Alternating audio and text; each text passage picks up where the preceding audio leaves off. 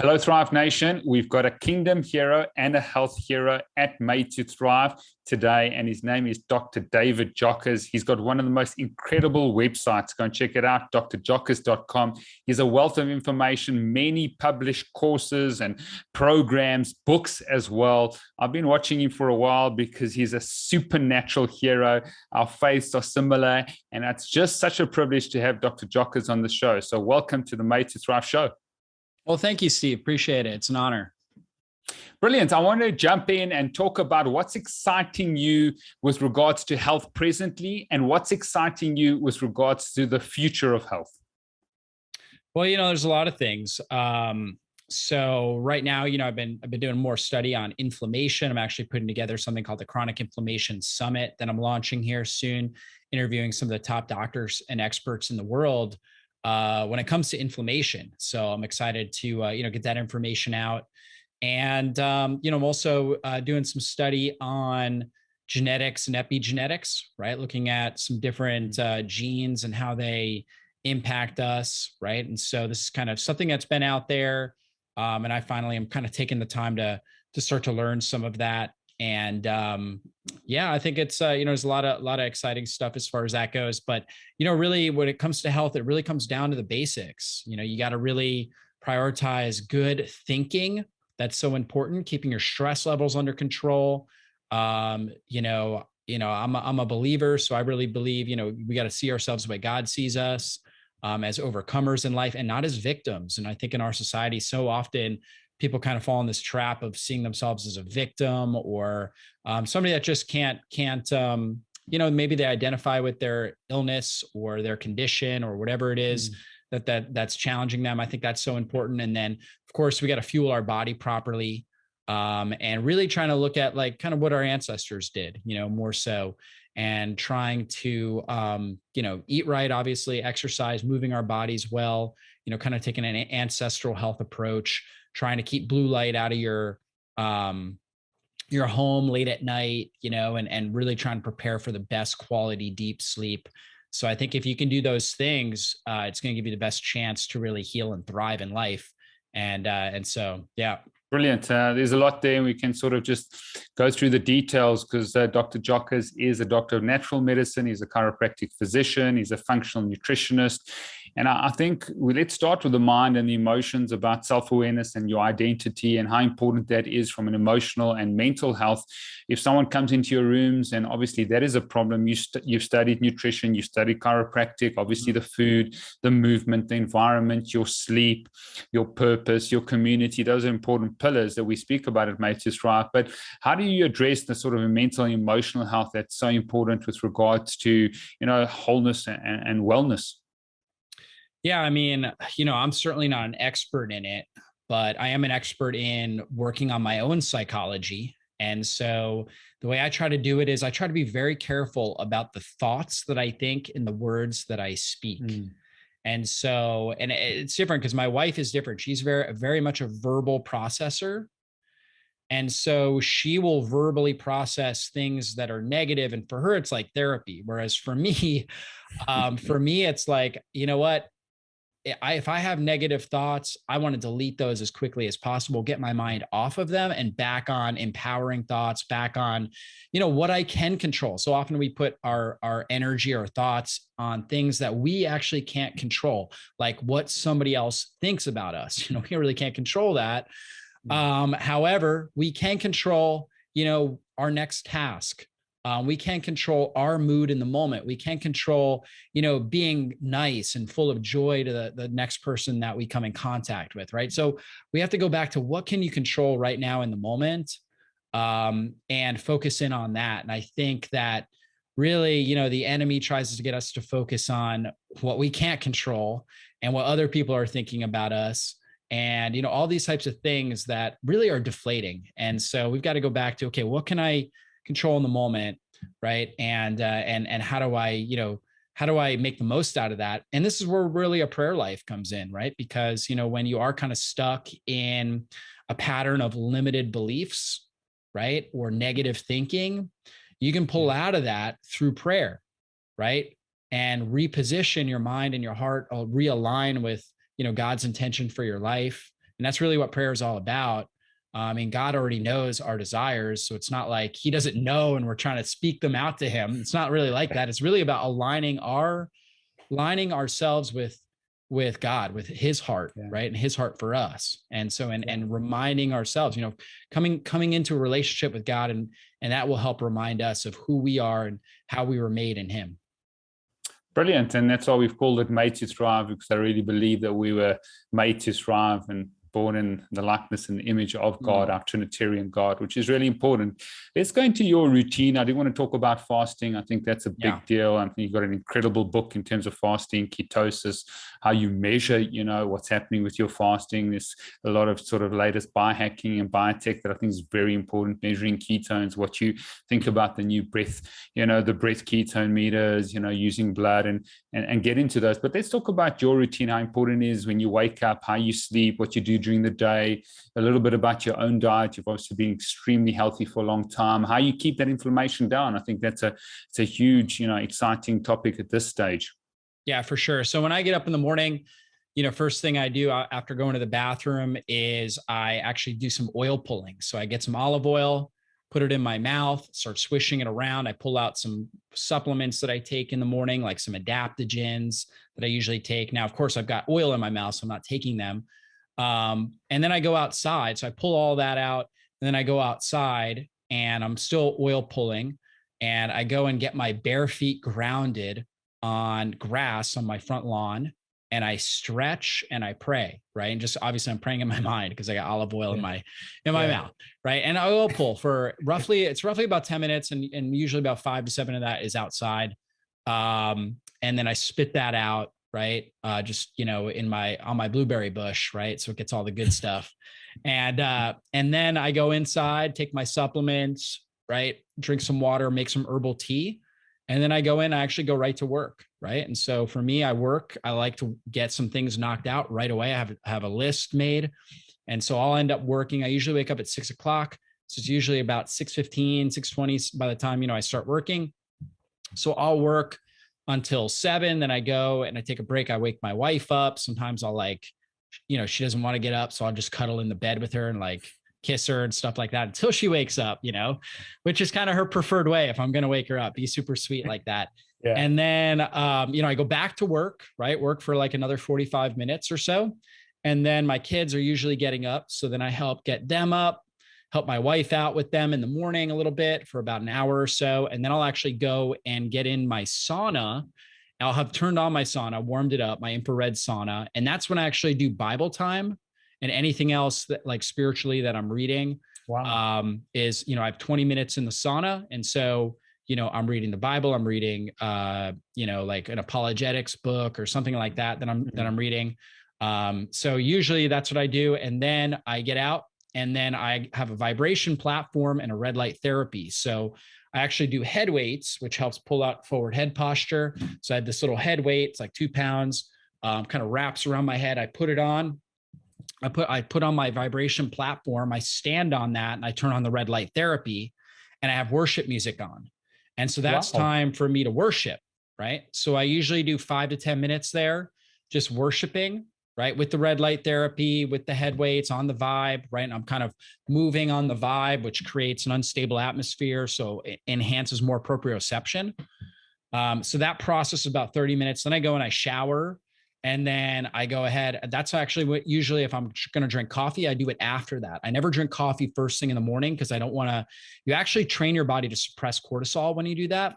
So I wait usually 2 to 3 hours after I wake up before I drink coffee. So it's usually at this point, it's somewhere between 9 and 9:30 at this point, depending on how much help my wife needs with the kids in the morning. And then, so I do that, and then I go back to work, right? And I get going, and I usually work till about 12:30. And then I work out. So middle of the day, I work out. Monday and Thursday are upper body workout days. Tuesday and Friday are lower body. So I do strength training. So I go out. First thing I do is I run my neighborhood, which is about a mile. It's a half mile to the front and back. So that's my warm up. And that's all the cardio I really do. And then I lift weights, right? My workout's usually about 45 minutes or so. And then if it's like a really nice day out, And my boys are homeschooled at this point. We're debating on putting them in a private Christian school or not, but they're in kindergarten this year. And so they're home. And so if it's a nice day, I'll go and play basketball with them after my workout. I'll take some amino acids. I'm fasted, right? So I'll take some essential amino acids right after I finish my workout. And then if it's a nice day out, I'll go play basketball with them for, 20 minutes or so. They're very competitive. And so we just have a lot of fun with that. And I get with my shirt off, of course, to get as much sun exposure as possible, 20 or 30 minutes. And then let's see, then after that, I eat lunch. So usually my lunch is actually pretty big. I'll make a protein shake with avocado in it, some grass-fed whey protein, some collagen or bone broth protein in there, berries, frozen berries, coconut milk, or raw grass-fed milk that we get from our local farmer, or a combination. I'll put C8 MCT oil in there as well to turn up the ketones. And I usually have about 40 to 50 grams of protein there. And then I'll also have, we have like grass-fed hot dogs that we have. I'll either have some leftovers from dinner, like we may have like some steak left over and like a Mediterranean salad that I make almost every day, which has cucumbers, hearts of palm, olives. So usually I like black. Sometimes we'll have green in there. It's got bell peppers, a little bit of tomato, and trying to think, artichokes in there, and it's got olive oil and lemon juice on it and herbs. So usually I'll make like a big thing of that for dinner, and then I'll have leftovers for lunch the next day. Not every day, but like a lot of times we'll do that. And so I'll have just a little bit of those leftovers and maybe like 2 hot dogs or something like that, 2 of the grass-fed hot dogs, or leftover steak, or leftover wild-caught salmon or something like that. And so that's usually my lunch, maybe a little bit of dark chocolate with that. I might have like a little piece of dark chocolate. I'm going to stop you there, Dr. Jockers. I'm just going through my whole day. Yeah. I'm going to stop you there because it's important. So you're going to fasted state. You're basically fasting. You then are going to be, is there a reason why you want to use this head weight? Is it something like Halo, is it to try and keep the cervical lordosis? Because there's a lot of straight spines from, putting the head forward. What is the main reason for the head weight? That's a great question. So the head weight, basically, like, think about it, if you put a backpack on your back, you don't end up like going backwards, right? Your body compensates by actually moving forward. So if you see a kid with a heavy backpack, right, and this is actually important, if you have kids and they wear backpacks to school, the backpack should never be more than 10% of their body weight. Otherwise, it's going to really cause them to go into a kyphotic state, or kind of a forward posture. So with the head weight, again, you don't want it heavy, 2 pounds, 1 to 2 pounds really is about all you need. But a little bit of weight right here in the front of your head will cause your proprioceptors in your cervical spine to contract and pull you back. And so many of us, because we're on our devices, we're constantly looking down, we're developing that forward head posture. And so we want to retract, right? Yeah. So retraction, and I don't know, some of the people are listening, I'm sure, just via audio, but extension would be like if I try to look up and look at the ceiling. Okay. That's extension. Retraction is, kind of like a forward back response, where it kind of just pulls my ears, if they're leaning out well past my shoulders, back over my shoulders. Right. Yeah. And another thing you can do is actually just keep your headrest up in your car if you drive a lot, right? And just kind of tuck your chin a little bit, and then push back just slightly, about 10% of your strength back against your headrest. And that will help retrain you. But you'll see, if you just watch people, so many people are, their ear is way in front of their shoulder. It should be lined up with your shoulder. If you look at somebody from the side, and they have forward head posture, and that actually compromises your breathing. So you actually get, I think it's somewhere around 25 to 40% less oxygen, right, when you're doing that. And it causes a stress response in your body when you're kind of in this constant state of forward head posture. So the head weights is just kind of a corrective exercise that I do that retrains my muscular system. And I do it you don't have to do it on vibration. You can do it. When I was in chiropractic practice, this is something I had, almost all of my clients doing. And most of them didn't have vibration platforms at home.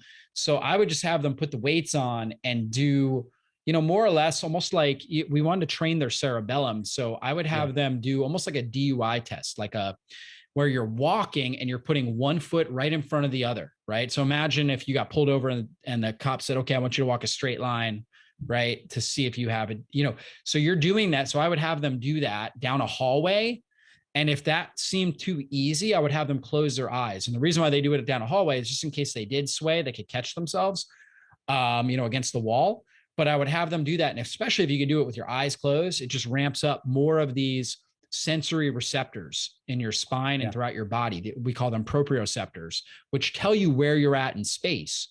And that sends amazing amount of signals up into the brain. It actually enhances your cerebellum and different regions of your brain, gives you better balance, coordination, right? Amazing thing you can do for your body. We know falls put more people in the hospital than anything else. Yeah. Right. And of course, anything we can do to help prevent getting to the hospital, because we know the hospital actually kills more people than anything else. So, there's a time and a place for it, but if you can avoid the hospital, obviously it's important. And, this is fascinating. Really, because, I've been doing prolotherapy for 13 years, over 26,000 sessions of prolotherapy, doing a lot in the neck now because of the straight spine and the inverted cervical spine. We had Dr. Ross Hauser, who's my mentor in Fort Myers, who's now done a lot of work on cervicovagopathy, what happens to the vagus nerve in this forward head posture. You're the first person over 100 shows that has said they've used a weight on their head to maintain the cervical lordosis, which is so powerful because it affects your vagus nerve, it affects your breath work. And Dr. Hauser is now showing brain blood flow is affected by the position. He's got the data and he's busy doing the research, which is fascinating. And Dr. Jockers has got an incredible podcast as well. I think it's called the Functional Nutritional Podcast. Yeah. And Dr. Hauser would be a great guest to have a look at cervicovagopathy and what happens to the different systems. Some of his webinars have got over 300K on YouTube. So I'll send you the link to him. He's Fort Myers based. But first person that's using these weights, we use them in practice now to help reverse, do that curve correction, which is so important. But that's fascinating. Then tell us why you do the infrared sauna and the red light, and what is the red light then? Do you believe in, red light as well as infrared, and what is your process with photobiomodulation? Yeah, for sure. And nowadays people there are infrared saunas that actually have red light in them. I don't have one. I have a little bit older infrared sauna, but the infrared sauna really, the infrared penetrates deep in the cells, right? Deep into the tissue. And the heat along with that infrared really helps get toxins moving out of your system. We store toxins in our fat cells. So if we have toxicity in our body, we want to mobilize it and get it out of the body, out of the system. And your body will eliminate it through your urine, your feces, your sweat, and your respiration. But if it's kind of stuck, clogged into your fat cells, you're not going to release it. So the infrared really helps with that. Also, infrared really activates these heat shock, and just being in heat activates these heat shock proteins, which stimulate higher and deeper levels of autophagy, which is your body's own kind of innate ability to take damaged proteins, and all of us have damaged proteins within our cells, and break them down, and then take the components and create new, healthier proteins, new, healthier mitochondria, new, healthier, structures within our cell. So we're literally rebuilding and recycling ourselves from the inside out. And the sauna really helps with that. I know I just feel a lot better. It's also, antimicrobial, antiviral. Like if I ever have a, viral issue, if I'm feeling under the weather, I'll get in my sauna 3 or 4 times during that day, right? To just kind of activate those heat shock proteins, activate autophagy, and to inhibit, replication of the virus, or, if I ate something bad and, I've got a bacteria or parasites or something like that, the heat and the infrared can really, really be helpful there. So I do that. And then, the red light therapy is more of mitochondrial reconditioning and circadian rhythm conditioning. So it's not going to penetrate super deep, but it gets on your skin, right? And it gets through your skin. And it's not like, I wouldn't say that it's going to get into your viscera and your major organs, whereas kind of the infrared sauna, if you're in there long enough, is going to have more of an effect there. But the red light itself is very anti-inflammatory and healing for your skin. It's actually really good for your eyes, even though like it's very bright, and they give you, when you buy one of these things, they actually give you goggles, kind of like tanning bed goggles that you would wear. to protect. But actually, believe it or not, I don't look directly at it. I just kind of look like off, slightly off to the distance, but actually can be very healing for your eyes. And red light, is basically, and infrared, they're both frequencies of light that come from the sun. And so you'll see a lot of red light at sunrise and sunset. And so our ancestors are being exposed to these, but in our society today, we don't go out and spend, the first hour outside with the sunrise or the last hour at sunset, at least not often. And now we have an ability to kind of concentrate this sort of, these sort of wavelengths and this idea of photobiomodulation, where these wavelengths are, a source of nutrition for our cells and our mitochondria. We think about nutrition coming from calories, but really light is kind of like at the deepest level, one of the deepest levels we understand in chemistry is actually what really nourishes, cells of our body. So we do need calories, but, we have, I can't remember the term, but it's like a heteroautotrophic capacity. So we know plants are autotrophic, meaning they can produce energy just from sun, water, right? Like they need enough water, the sunlight stimulates, the chlorophyll and the chloroplasts on the green, the leaves, and they're able to produce ATP and energy from that, right? Now they do need some minerals and things like that they get from the soil, but they don't need calories, right? And so we have an ability to do that to a much smaller degree, but a very slight degree. We can produce some energy just through autotrophic capacity by being exposed to this light. And it really charges up our mitochondria, helps our mitochondria function better. And, the quality of your mitochondria is going to be a big dictator in the quality of your overall life, your brain function, your energy levels, your ability to heal. So red light therapy can be really beneficial for that. Brilliant. So now you're in ketosis, you then train.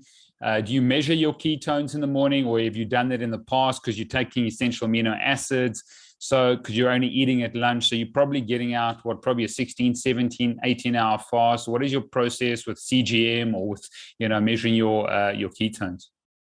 Yeah, I mean, it's not something I do regularly, right? I typically know if I'm in ketosis because I can fast for a long period of time, feel very mentally clear, and have no cravings. Okay. And usually I don't actually get hungry until I start eating. Okay. And that's actually a sign, right? If you're able to do that, if you're able to fast, like, right now, actually on Wednesdays, I only eat one meal, I eat lunch. And so right now we're doing this interview, it's Thursday morning, and I've been fasting for 22 hours at this point, and I feel great. Like I'm not hungry at all, no cravings, feel great. After this, about 12:30 today, I'm going to work out. Okay. And so, I'll work out 23, 24 hours fasted, and I'll feel great, and I won't even be hungry right after I work out, which is surprising. Most people think you must be starving after doing a 24-hour fast and then working out right at the end at a high intensity. And I actually feel amazing during the workout. I actually feel it's one of my best workouts of the week is 24-hour fasted workout. And I won't even be hungry after the workout, like right after the workout. Now, I will eat because I want to fuel my body at that point. However, I could probably go an hour or two without actually feeling real hunger after the workout. And that's a sign that, again, my body's utilizing these ketones as an energy source, suppressing, the desire for hunger, suppressing cravings, all that kind of stuff. And I feel very, very mentally clear, able to focus. So that's pretty much how I do it. I really don't test. I have done CGM a little bit, believe it or not, I usually have like my blood sugar is usually in the 90s, which it's like, that seems high. Right. And I think it's just because, I'm active, I'm moving around throughout the day, even though I, work at a desk, I'm going back and forth, and my body, for whatever reason, it tends to, I'm very, very lean. So it keeps that blood glucose, ready to go. Right. But again, I think, probably the most important thing to understand, if your body's using ketones, your blood ketones are a good measurement. Okay. However, it's not the best measurement, because that's just telling us what's circulating, not what's actually being utilized. Now you can do breath ketones, which are testing kind of a byproduct acetone of how your body's using the ketones. But I think the biggest thing, and this is good, just so you don't feel like you always have to test, is really just looking at how you feel. I mean, there have been times where maybe I had a gut infection or something like that, where it's like, man, it was like, I had brain fog at like 10 or 11 a.m., and I was having some cravings or whatever it was. That's a sign, for whatever reason, my body wasn't in ketones. I wasn't utilizing these ketones as an energy source. And it could come from a number of things: stress, maybe too much caffeine, could be, if you have an infection, right? For me, I in my early 20s, I had irritable bowel syndrome. So my gut is very sensitive. So for whatever reason, every now and then, it probably happens like every 2 months or so, I'll eat something and, it's fully cooked or whatever it is. But for whatever reason, I just don't feel great with it. Just didn't digest very well. And it will disrupt my sleep, and I'll have more cravings the next day. Okay. Right. So, yeah. Okay. Is this what you're doing every day or 5 times a week, that you're sort of getting once a week, you're getting 24-hour fast? And then what are you doing every day? Or do you have on the weekend, you sort of do the keto cycle where you're eating 3 meals, or how does it work from a weekly basis? Good question. So I'm doing typically an 18-hour fast, 6 days a week. Every now and then on like a Saturday, I will have, an extra meal or like a less, tight eating window, but I tend to feel best when I do that. So roughly about a 6-hour eating window. I eat low carb, but I'm typically not super intentional about it. I will eat berries and fruit, and things like that. And it's just really about compressing that eating window. I don't eat grains, right? Breads, things like that. I eat a lot of meat, a lot of healthy meat, lots of healthy fats, and that usually keeps me more satiated. I would say the one meal that I'll have that is higher carb, and we'll have this probably every 2 weeks, and usually on a Saturday night. It's a brand called Against the Grains Pizza. Okay. And, it tends to be lower carb. It's, got cauliflower in it, but it also has cassava, which of course is, higher carbohydrate. And we just love it. Our family loves it. So we put pepperoni on it, turkey pepperoni. We'll put olives, onions, peppers, things like that, cook that up, and I'll eat a bunch of it. Right. Okay. And that's kind of more of my feasting. That's like my feasting day. And so other than that, I'm typically eating a lot of higher protein foods, healthy fats, lots of vegetables, things like that. Brilliant. Let's continue with your day. You've had lunch. Yeah. I assume where you can, this is a common question we get at Mate Thrive, to eat organic vegetables and organic produce. Yep. But if someone can't do that, do they avoid the gluten, they avoid the grains, they avoid obviously those refined carbohydrates and those starches? Is that what you recommend if they can't afford, the organic vegetables? Yeah. I have 3 basic principles. Number 1 is, do your best to minimize sugars and grains, right? That's number 1. Number 2 is get rid of all your processed vegetable oils, corn oil, cottonseed oil, soybean oil, corn oil, peanut oil, sesame, sunflower oil, get rid of all of those processed seed oils and really prioritize getting a lot of good, healthy fats, extra virgin olive oil, doing your best to try to get it as fresh pressed as possible. There's a great company, Fresh Pressed Olive Oil, that I get mine from. So it has the most polyphenols in it. So olive oil, avocados, grass-fed butter, coconut oil, coconut milk, eggs, pasture-raised eggs, right? So trying to get a lot of those healthy fats in, a lot of healthy protein. And that's the third change is change the meat that you eat, right? So try to do your best to try to avoid your commercial feedlot fed animal products, and do your best to try to get grass-fed, organic, pasture-raised animal products. Now, if you can get organic vegetables and fruit and vegetables, that would be number 4. Right? Do your best to try to do that. Again, not everybody's able to do it, but those other 3 I think are more important, right, than doing that.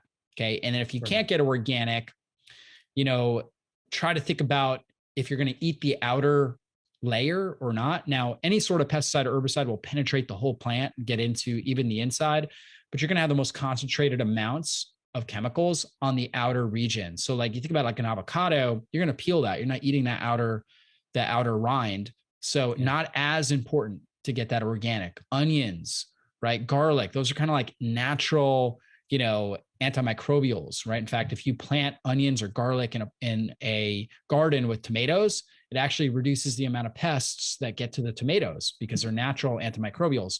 Now they do get like fungus and stuff like that. So some of them can be sprayed, but again, you're peeling a lot of the outer layers. So not as important. Whereas like berries or cucumbers or celery or something like that, where you're going to eat the outer layer, much more important to get organic if possible. And if not, you can kind of try to clean them off with like vinegar and water. There's like fruit and veggie sprays and stuff like that that you can use as well.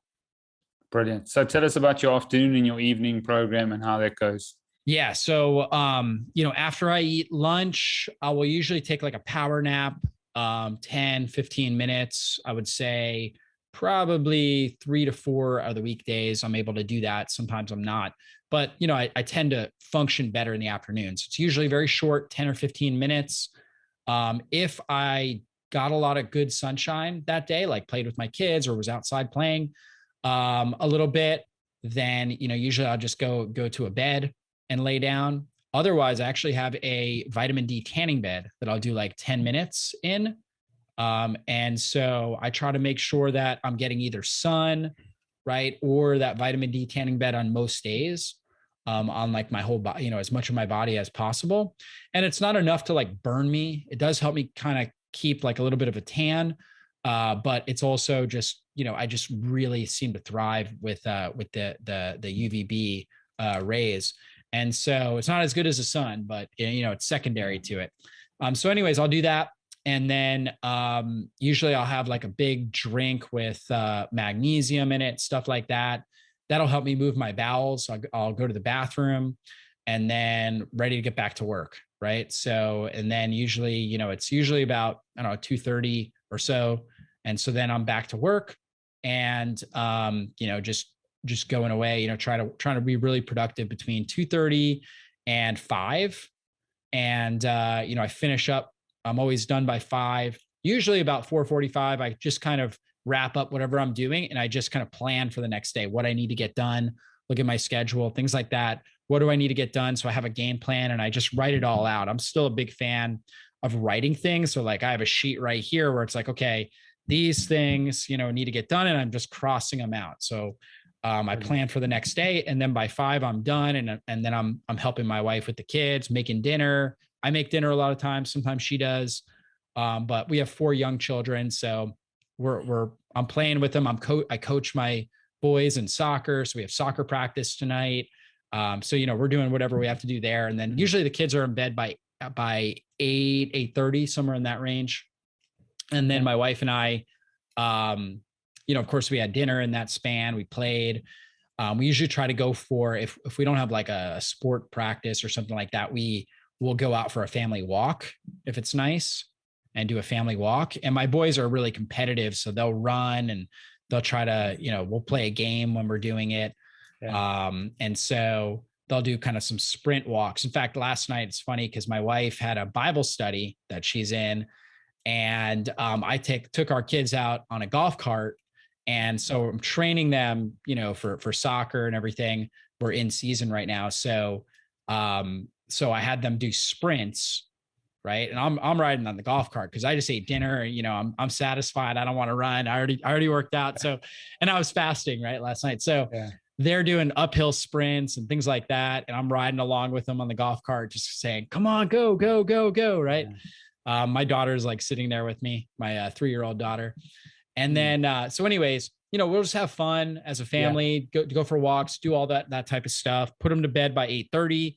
8:30 to 9, my wife and I have the ability to look at our phones, check social media, possibly even follow up on emails. But by 9:00, that's done, right? And we always have our blue light blocking glasses. So when we finish putting the kids down, put our blue light blocking glasses on. We have all the lights dimmed in our house. We do have like some orange colored bulbs, which are more like candlelight or fire. And we even have a, fireplace that will turn on as well. And then 9:00, we don't have electronics on. And then we're just either talking or we are reading. Right. And then we do our best to try to be in bed by 10. My wife, oftentimes I'm very introverted. She's very extroverted and very social, and we'll have a lot of things she'll want to process. So sometimes we'll be talking and we'll go a little bit later, but we're usually in bed by 10 to 10:30, somewhere in that range. Brilliant.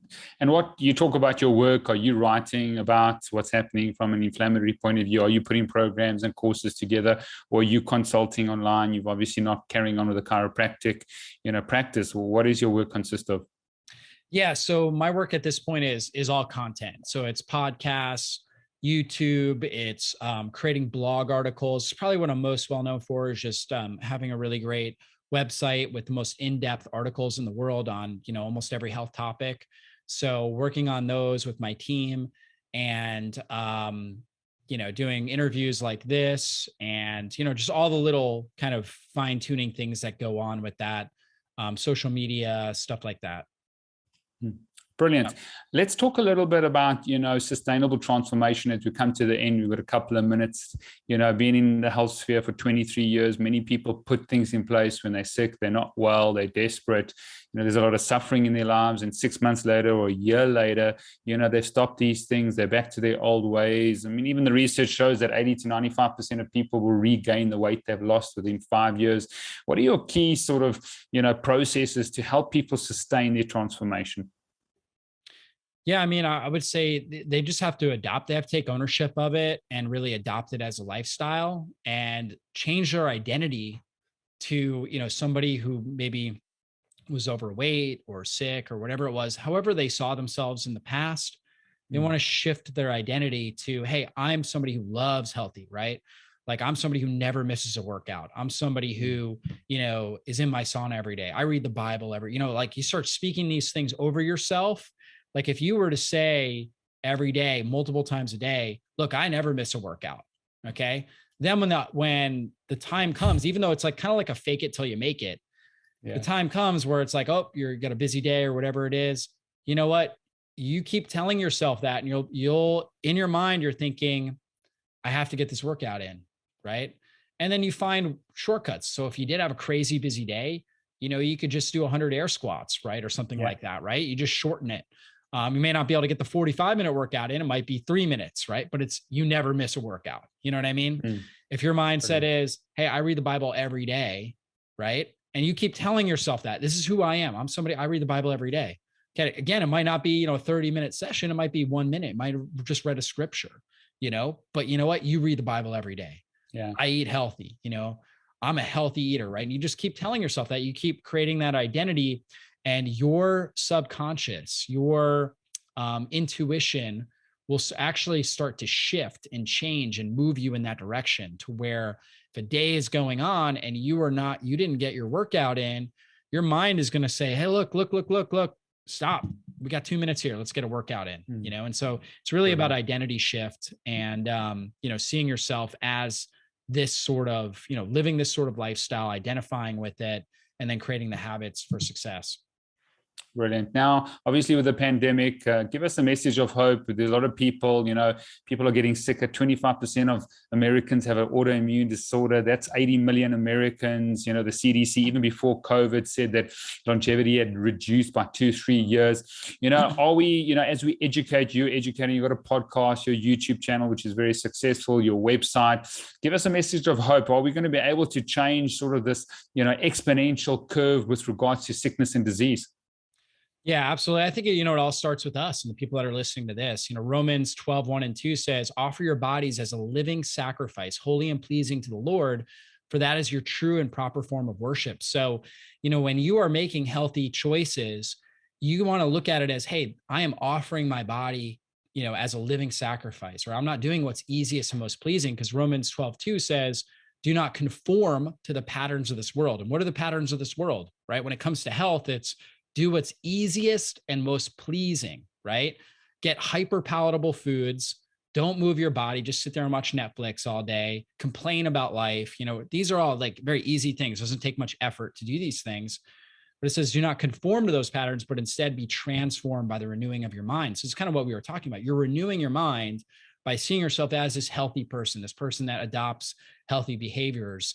And so if we're doing that, we can model that to others. Right. And I think that's really, just like, the best form of evangelism and showing people the love of Christ is really just being a loving person, right? Being a high energy, being a light, right? Being somebody who's excited, passionate about life, excited to wake up every day. and when you start adopting these behaviors, that's going to naturally be who you become. And that is kind of your form of encouraging and inspiring other people. They're going to see the transformation in you, and the right people, not everybody, some people may be critics, but the right people will say, you know what, I want whatever you're doing, I want to be a part of that. I want to know what you're doing. Right. And I mean, for people like you and I, Steve, I mean, honestly, that's really how I got into health. Was I found, I just started enjoying eating healthier foods and exercising and stuff like that. And it was like, I just love this. And people started asking me questions, and then I became a personal trainer because I'm like, well, I already love this. People are already asking me questions. I'm going to do this, and then next thing I know, kind of going down that road, I become a doctor. Right. And I'm, been helping people all around the world. And it really just came from my own, seeing it happen with me and having my own life transformed, my own mind renewed, and then, being able to be an example and be an encourager of others. And so that's what I would say. The more that we're able to live it and encourage others, the more we're going to help shift the world. Brilliant. Well, thank you so much for coming on the show. I declare favor and blessing over you, Dr. David Jockers, that you would live out the very calling and purpose that God has called you to, you, your family. And I just thank you that you are courageous despite what's happening out there in conventional Western medicine, which has its incredible benefits, but has its downsides as all. And we do need wisdom and discernment from people like yourselves that are just writing incredible content and just being just so courageous in their calling. So thank you so much for coming on the show. I'm trusting that our paths will meet, when I come back to the US and travel, because I just love the US. Had probably 20 trips in the US. It's one of my favorite places to go. But thank you so much. And hopefully I can send you the links of my mentor, Dr. Ross Hauser. He's also an international health and kingdom hero. He's doing incredible things in the US as well, and just unashamedly just preaching the gospel of Christ. Awesome. Thanks so much, Steve. I appreciate you. Brilliant. Thanks, David. Thank you so much. Take care.